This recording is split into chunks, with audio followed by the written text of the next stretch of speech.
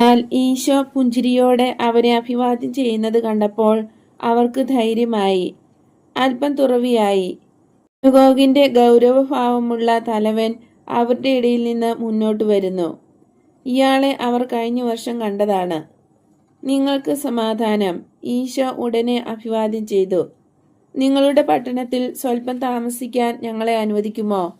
ഞാൻ, എൻ്റെ പ്രിയ ശിഷ്യരും അവരിൽ ചിലരുടെ അമ്മമാരുമായി വന്നിരിക്കുകയാണ്.